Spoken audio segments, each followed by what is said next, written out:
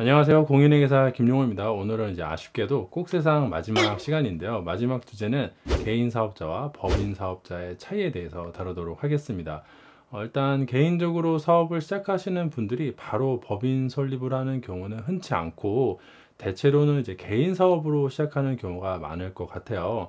개인 사업이라는 것은 이제 창업자 한 사람의 자본과 노동력으로 만들어진 사업체로 아무래도 이제 창업자 개인의 자본과 노동력으로 만들어지다 보니까 대규모 자금이 필요한 사업에는 자금 조달 능력에 한계가 있는 편입니다. 하지만 상대적으로 사업자 등록이 간편하기 때문에 자영업을 하시는 분들은 대부분 개인 사업자로 하고 계시죠. 장점부터 보자면은 사업 자금이나 사업에서 발생한 이익을 사용하는데 제약이 없는 것이라고 할 수가 있습니다. 개인 사업자는 말 그대로 개인 사업이라서 내가 번 돈을 내가 쓰는 거라 사업체에서 개인으로 돈을 빼가는데 제약이 없어요. 사업 자금으로 뭐 부동산을 구매하든 생활비로 쓰든 아무 상관이 없는 것이죠. 하지만 개인 자금과 사업 자금이 명확히 구분되지 않는다는 건 반대로 책임도 져야 한다는 것인데, 개인 사업은 경영상 발생하는 모든 부채나 손실 위험을 사업주가 책임을 져야 합니다. 어려운 말로 무한 책임을 진다고 하는데, 사업에 실패해서 빚이 생기면은 사업주가 온전히 다 갚아야 하는 것이죠. 반대로 법인 사업자의 경우 설립 등기를 해야 하고 기타 다양한 절차가 있어 설립이 상당히 까다롭습니다. 또 절차가 까다로운 것 이외에도 설립 자본금도 필요하고 등록 면허세, 채권 매입 비용 등 설립 비용도 필요해요.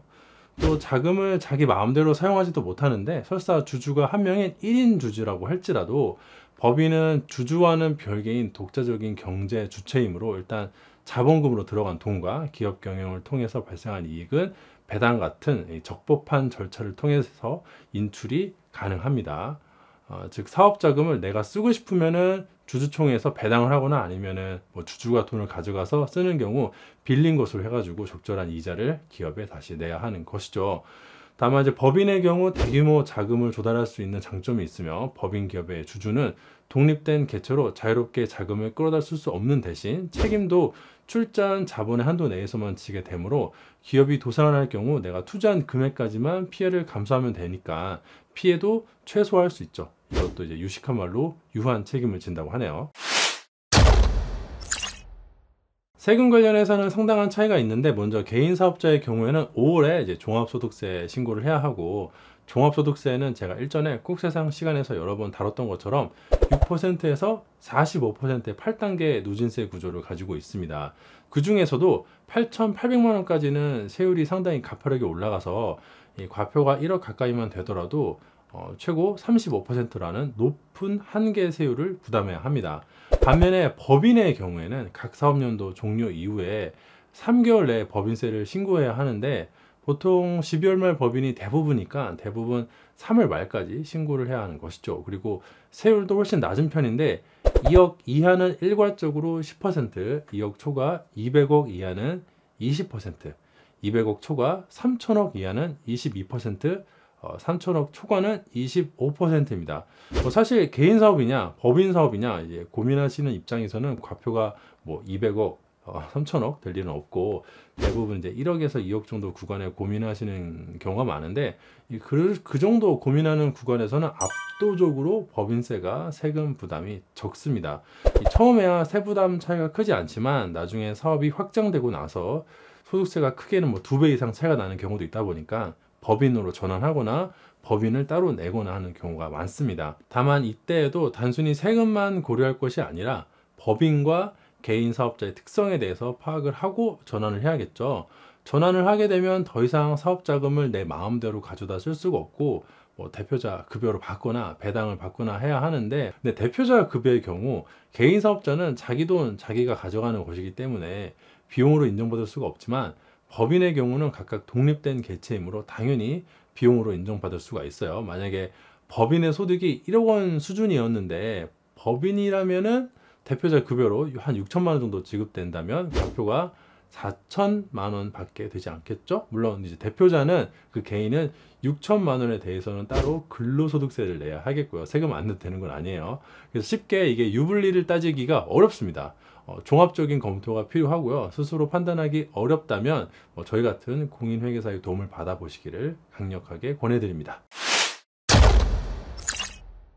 마지막 법인 전환의 경우에도 크게 보면은 방법이 세 가지 정도 존재하는데 아주 간단하게만 그 이야기하고 마치도록 할게요. 첫 번째는 기존 사업자를 폐업하고 새로 법인을 설립하는 것입니다.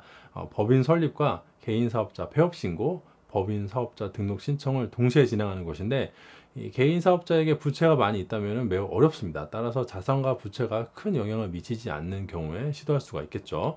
두 번째는 개인 사업자의 자산과 부채를 모두 법인 사업자에게 양도하는 포괄 사업 양수 방식이 있습니다. 이 방법을 활용하면 부가세를 따로 납부할 일이 없고, 원래 양도 시에는 양도세를 내야 하지만 적격 영업 양수도로 인정을 받으면 양도세를 2월 과세 받아서 부동산 취득세 감면 등의 혜택을 누릴 수가 있습니다. 마지막으로 현물 출자로 부동산을 다량으로 소유한 개인 사업자들이 보통 이제 유리한 방법이라 사용하는데, 자본금 대신 현물을 출자해서 법인을 설립하는 것이지만 이 절차가 굉장히 복잡하기 때문에 전문가와 상담 후 진행하시는 것이 좋습니다. 그 외에도 중소기업 간 통합에 의한 방식도 존재하지만 너무 이제 깊게 파고들면 상식이 아니라 전문 지식의 영역 분야에 해당하니까 본 영상은 여기까지만 하도록 하겠습니다. 이상 오늘 영상 마치고자 하는데, 길다면 길고 짧다면 짧은 시간 동안 과표에서 시작을 해가지고 부가세를 지나 소득세까지 우리 사회에서 세금을 내고 살아야 하는 사람이라면 누구나 기본적으로 알아야 한다고 생각하는 상식에 대해서 최대한 쉽게 다뤄봤습니다. 여러분들이 세금에 대해서 기본적인 이해를 하시는데 큰 도움이 되었기를 바라고, 그동안 이제 제작 지원을 해준 한국공인회계사협회에도 감사의 말씀을 드립니다. 다음에 또 좋은 기회가 되면 뵙는 것으로 하고 여기서 마치도록 하죠. 지금까지 긴 영상 봐주셔가지고 대단히 감사드립니다.